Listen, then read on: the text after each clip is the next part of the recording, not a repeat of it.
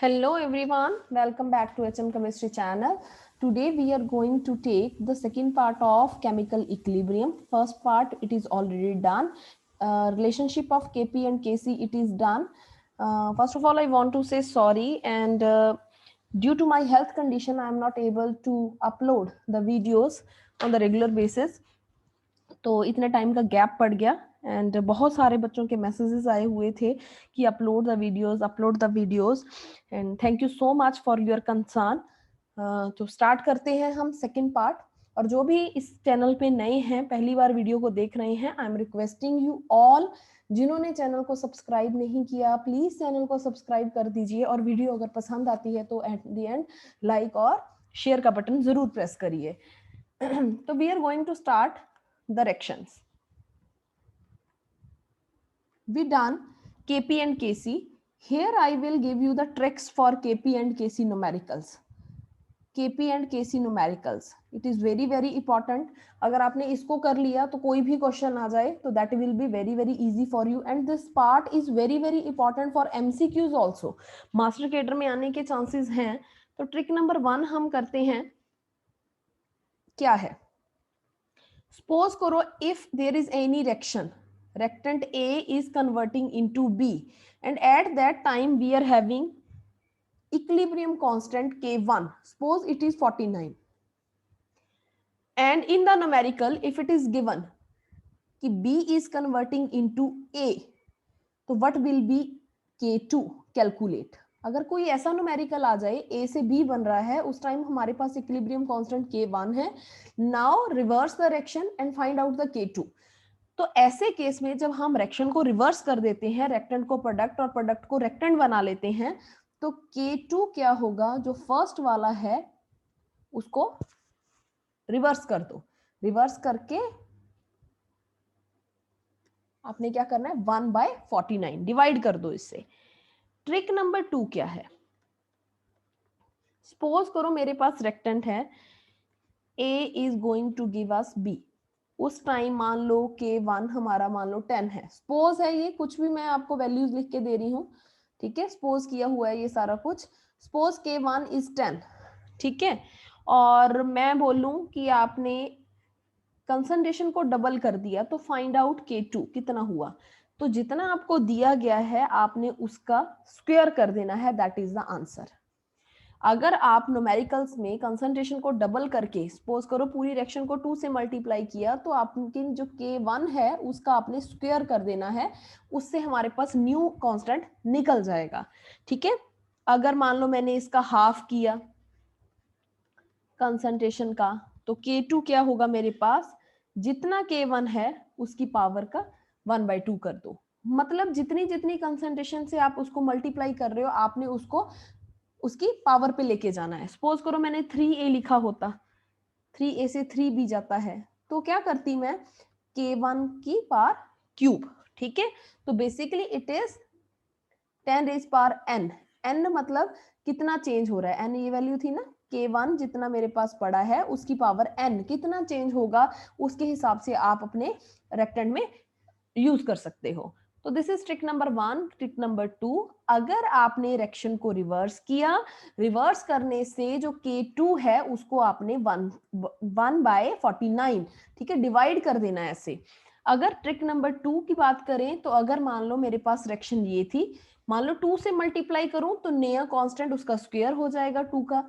अगर हाफ से मल्टीप्लाई किया तो K1 का हाफ कर दिया पावर, 3 से मल्टीप्लाई किया तो K1 का पावर 3 कर दिया। तो these kind of question can be asked in the exam. Third type, अगर मान लो मेरे पास A to B है, कोई रिएक्शन जो 2 स्टेप में हो रही थी, 2 स्टेप रिएक्शंस की बात कर रहे हैं। अगर A to B बन रहा है उस टाइम K1 कांस्टेंट था, B to मेरे पास C बन रहा है K2 and if we are talking about the overall reaction, तो क्या बनेगी ओवरऑल रिएक्शन? ये तो कट जाएंगे, A is giving us C, तो फाइंड आउट K3। K3 क्या होगा? अगर कोई भी रिएक्शन 2 स्टेप में हो रही है तो उस टाइम पे आपने क्या करना है कि आपने 2 स्टेप्स को ले लेना है, ओवरऑल रिएक्शन लिख लेनी है। जो न्यू कांस्टेंट बनेगा प्रीवियस कांस्टेंट्स का मल्टीप्लिकेशन होगा, प्रीवियस कांस्टेंट्स का मल्टीप्लीकेशन होगा। तो let us move to the fourth point. Suppose अगर मेरे पास कोई रिएक्शन ऐसे आ गई 2a plus b it is giving us 3c plus d। Okay, तो राइट डाउन kc। kc के लिए मैंने आपको बता दिया था you have to write down the concentration of product power इसके स्टाइकोमेट्री कोफिशिएंट। इसका तो 1 है, ठीक है, मेंशन करो या ना करो। a की पावर 2 और b की power 1, this is kc। And if we have to write kp, तो we have to take partial pressure of c cube, partial pressure of d, partial pressure of a power 2, partial pressure of b। तो this is kp and kc, right. तो this is the fourth point. Now I am going to take the last one, ठीक है। हमें पता है kp और kc का क्या रिलेशन था। kp is equal to kc RT delta NG। Delta NG क्या होता है, number of moles of product minus number of moles of reactant, ठीक है, दोनों का डिफरेंस। R आपने यहाँ पे कितना लेना है 0.0821, और याद रखो कैलकुलेशन के लिए इट इज 1/12। 1/12 इससे आपने रिएक्शन को कर लेना है, तो that will be very very easy, ठीक है।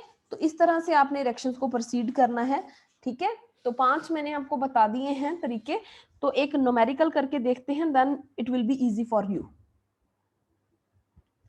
क्वेश्चन करते हैं, ठीक है।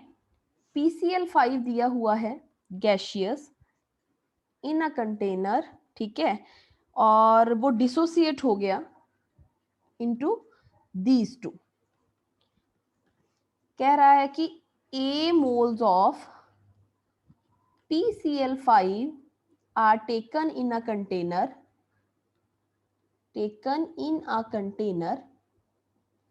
having volume V,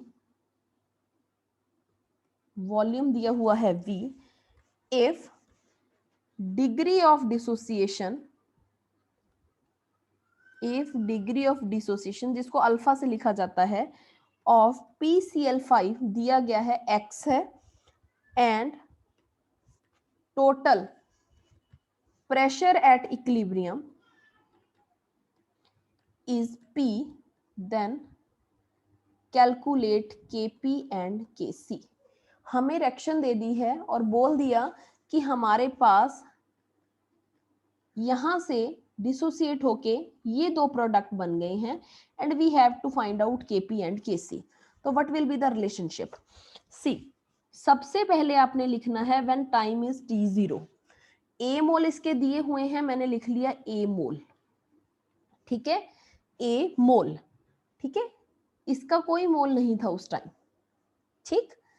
हमेशा याद रखना है कि हम 1 मोल, सपोज करो आप ले रहे हो, ठीक है, A मोल आपने लिया, ठीक है, A मोल आपने लिया स्टार्टिंग में, तो इन दोनों की कंसंट्रेशन 0 है, ठीक है। T टाइम के बाद जब इक्विलिब्रियम आ गया, सपोज करो ये डिसोसिएट हो गया, बताया हुआ है कि इसकी डिसोसिएशन कांस्टेंट कितनी है X। हम हमेशा जो डिसोसिएशन कांस्टेंट लिखते हैं वो 1 मोल का होता है। 1 मोल का डिसोसिएशन कांस्टेंट X दिया है, A मोल्स का कितना होगा AX। ये बड़ी इंपॉर्टेंट चीज है, स्टूडेंट यहाँ पे गलती करते हैं। मैं फिर रिपीट कर रही हूँ, न्यूमेरिकल्स के केस में पहला तो आप आराम से लिख लोगे, उसके बाद जो डिसोसिएशन कांस्टेंट हमने लिखना होता है वो 1 मोल का दिया है। The dissociation constant of PCl5 is X for 1 मोल। वो लिखा हो ना लिखा हो, आपने अंडरस्टूड रखना है, ये चीज समझनी है कि 1 मोल का हमें दिया गया है X। हमें कितने मोल इसके कहे गए हैं A मोल, तो कितना हो गया AX, मतलब AX मोल हमारे डिसोसिएट हो चुके हैं इसमें से। तो A मोल टोटल थे, AX मेरे पहले ही डिसोसिएट हो चुके हैं, और डिसोसिएट होके ये दोनों बन चुके हैं, ठीक है। तो इस तरीके से आपने इसको कर लेना है। उसके बाद कंसंट्रेशन की बारी आई। कंसंट्रेशन क्या होता है हमारे पास, number of moles divided by volume. Number of moles divided by volume, number of moles divided by volume. ठीक है, तो यहीं से आप Kp और Kc लिख सकते हो आराम से। ठीक है, तो we have to write Kc is equal to PCl3 Cl2 divided by PCl5। तो यहां से कैलकुलेट कर लेना है आपने AX by V divided by A minus X, ये वाला। ठीक है, तो यहाँ से इसकी वैल्यू कैलकुलेट कर लेना, तो that will be easy for you. ठीक है, तो ये बहुत बहुत है, फिर इजी है, तो इसी हिसाब से आपने रिएक्शंस को प्रोसीड करना है। कहने का मतलब है कि जो मेन पंगा है, जो इंपॉर्टेंट थिंग है, जहां से बच्चे गलती करते हैं, वो ये है कि 1 मोल आपने इसके बराबर लेके चलना है। ठीक है, चलो जी, ये हमारा पार्ट डन है। इसके मैं करवाने के लिए आपको ट्रिक्स दूंगी बड़ी सारी। ठीक है, जिससे आपका क्वेश्चन कभी भी गलत नहीं होगा, that will be easy for you. ठीक है, अच्छा जी, चलो उसके बाद हमारे पास है, मान लो रिएक्शन 3 स्टेप में हो रही है। A2 B गया, B2 C गया, C2 D गया, K1 K2 K3 is the equilibrium constant. 3 step reaction है ये। तो बताओ कि ओवरऑल कांस्टेंट क्या होगा। तो हमें पता है कि ओवरऑल रिएक्शन तो मेरे पास यही हो रही है, ओवरऑल रिएक्शन। ठीक है, तो K4 निकालना हो तो it will be the multiplication of these 3 constants, these 3 constant. और अगर कोई न्यूमेरिकल में ऐसा पूछ ले कि इसका कांस्टेंट कितना है, तो कुछ नहीं है, K4 is equal to multiplication को आपने नीचे ले जाना है, तो दिस इज द आंसर। ठीक है, कहीं पे भी अगर रिएक्शन कांस्टेंट आपने हाफ कर दिए हैं, तो जो नया कांस्टेंट आएगा that will be the root. ठीक है, ये मैंने आपको करवाया भी था, हाफ कर देंगे उसका। अगर आपने हाफ किया है तो उसकी पावर हाफ चली जाएगी, तो दैट विल बी इजी। ठीक है, यहीं से एक रिलेशनशिप और आता है डेल्टा जी का, जिसके ऊपर कई बार सीधा सीधा क्वेश्चन पूछ लिया जाता है। Delta G is equal to minus 2.303 RT log of Kc. This is the free energy. It is the gas constant. T is the temperature और Kc is the equilibrium constant. ये आपको ध्यान होगा, अगर डेल्टा जी नेगेटिव है, delta G positive है। Negative है तो process is spontaneous. Very very important, master cadre का क्वेश्चन है ये, पूछा गया था सीधा सीधा कि what is the sign of delta G for spontaneous process. This is the non spontaneous process. ठीक है, तो ये 2 चीजें हैं आपने याद रखनी है। और अगर डेल्टा जी मेरे पास 0 है, तो आपने मान के चलना है कि आपके पास जो प्रोसेस चल रहा है that will be in the equilibrium. ठीक है, तो this is the important thing, you have to do the numericals also, you have to know the values of Kp Kc, कैसे ये रिलेट करती हैं, कैसे ये डिवाइड होंगी, कैसे मल्टीप्लाई होंगी। तो छोटी छोटी चीजें हैं, आप लोगों ने इसको क्लियर करना है। उसके बाद है टेम्परेचर का इफेक्ट इक्विलिब्रियम कांस्टेंट पे।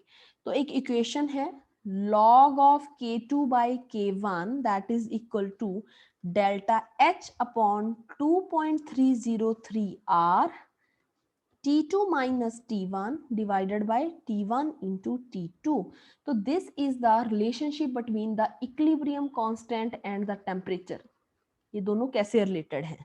डेल्टा H यहाँ पे क्या है, एंथैल्पी।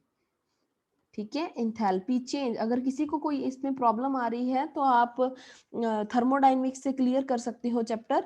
K1 K2 जो है that is the equilibrium constant at temperature T1 and T2। अब देखो, आप खुद बताना मेरे को कि अगर तो कोई प्रोसेस एक्सोथर्मिक है, एक्सोथर्मिक मतलब हीट निकल रही है, हीट अगर निकलेगी तो हम कौन सा साइन देते हैं, नेगेटिव।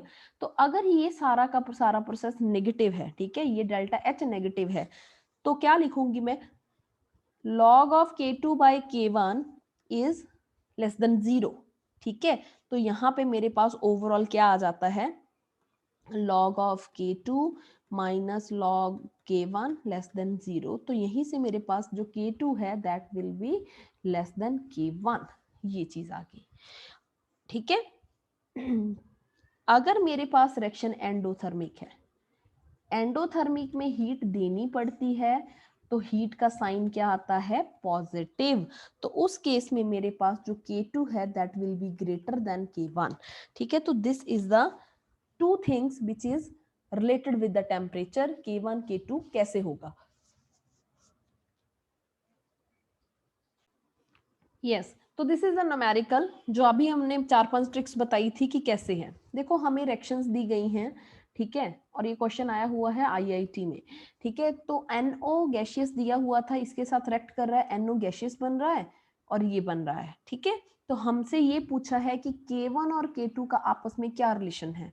तो सबसे पहले आपने ये फाइंड आउट करना है कि इस इक्वेशन को इसमें हमने कैसे चेंज किया।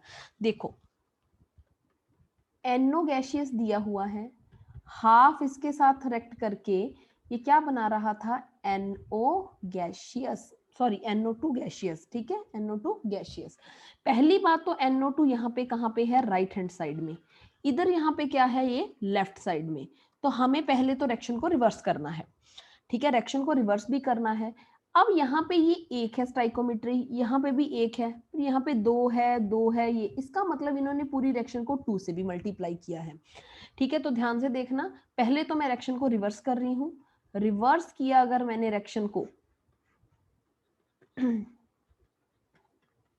तो मेरे पास ये आ गया, पहले K1 था, ये K2 है, रिवर्स किया तो मैं क्या करूंगी, 1/K1, ये रिलेशन आ गया।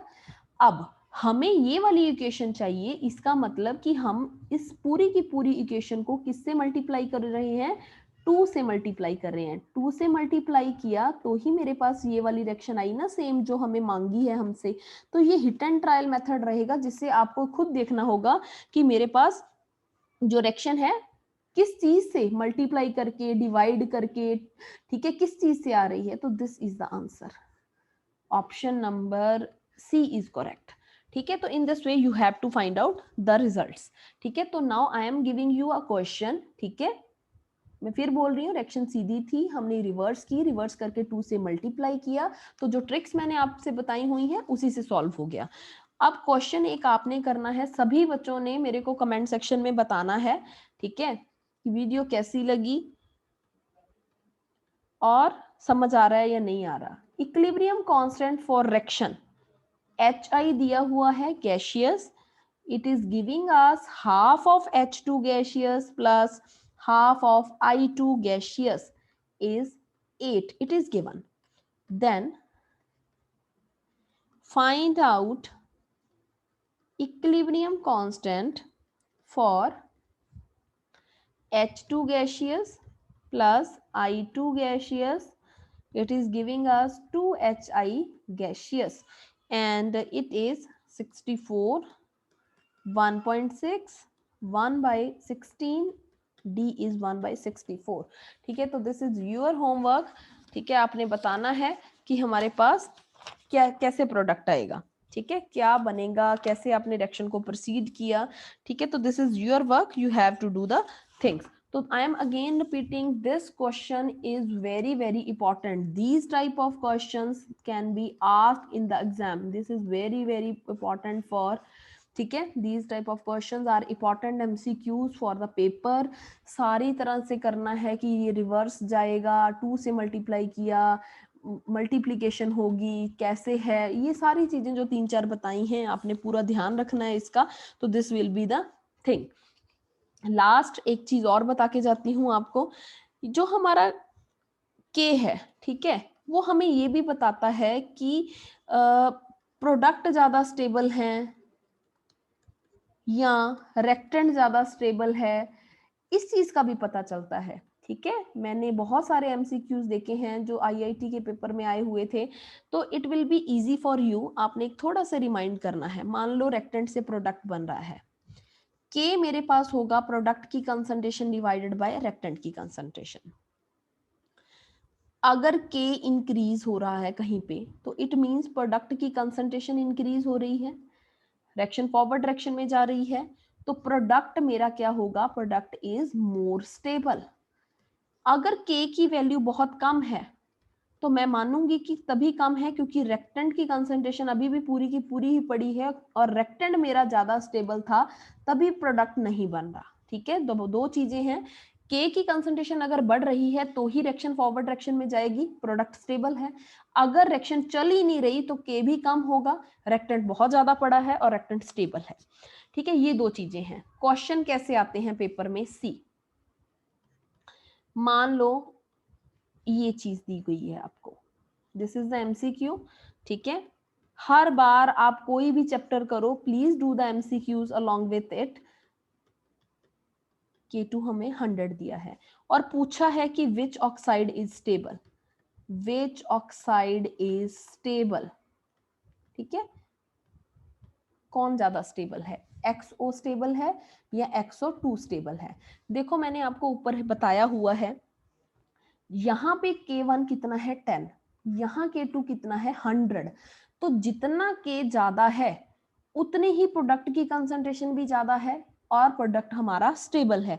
तो आप खुद देखो यहाँ पे जो XO2 है that will be more stable then XO। तो this type of MCQ can be asked in the exam.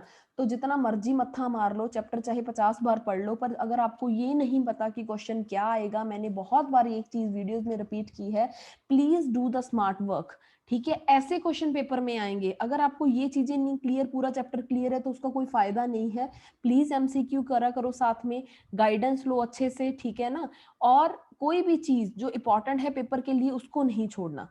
ठीक है, जरूरी नहीं है कि अगर आप MCQ पूरा चैप्टर पढ़ रहे हो तो आपको सारा कुछ पेपर में आता होगा।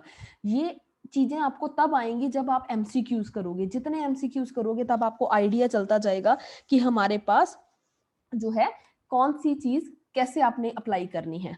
तो this is the last thing. ठीक है, एक मैं आपको और दे रही हूँ रिएक्शन, आपने काम करना है और मेरे को बताना है कि कौन सा ऑक्साइड स्टेबल है। यहाँ पे K1 था 10⁻³ सेकेंड रिएक्शन मेरे पास दी गई है this one, it is giving us N2O and K2 is equal to 10⁻⁻1। Third है 2NO gaseous, it is giving us N2 gaseous plus O2 gaseous। तो K3 यहाँ पे है 0.5। Second N2O3 gaseous, it is giving us 2N2 gaseous plus 3O2 gaseous। तो K4 यहाँ पे है 0.025। ठीक है, तो these type of fractions are given in the question. ठीक है, ये नीट में आया हुआ है क्वेश्चन। ठीक है, ये क्वेश्चन आया हुआ था, 4 इक्वेशंस दी गई हैं और पूछा गया है विच oxide of nitrogen is more stable. तो पहली बात तो एक चीज देखो, ऑक्साइड्स का पूछा है। ठीक है, यहाँ पे इधर देखो, यहाँ कोई ऑक्साइड नहीं है, यहाँ पे भी कोई ऑक्साइड नहीं है। ऑक्साइड ये वाला है, ऑक्साइड ये वाला है, ऑक्साइड ये है, ऑक्साइड ये है। तो अगर ऑक्साइड की बात की है, हमें सारे के सारे ऑक्साइड कहाँ चाहिए, राइट हैंड साइड पे। तो यहाँ पे भी आपने रिएक्शन को रिवर्स करना है, यहाँ पे भी आपको रिएक्शन को रिवर्स करना पड़ेगा। थर्ड और फोर्थ इक्वेशन को आपको रिवर्स करना पड़ेगा। अगर रिवर्स किया तो ये 1 by कुछ हो जाएगा। ठीक है, और उसके बाद आपने देखना है कि कौन सा K1, K2, K3, K4 में से सबसे ज्यादा वैल्यू, मोस्ट हाई वैल्यू किसकी है, वो ही ऑक्साइड है स्टेबल। ठीक है, तो बताओ फटाफट करके कि क्या बनेगा। तो अगर वीडियो पसंद आती है लाइक करिए, सब्सक्राइब जरूर कर दिया करिए प्लीज। ठीक है, और कमेंट करके बताओ और पढ़ते रहो। Bye bye.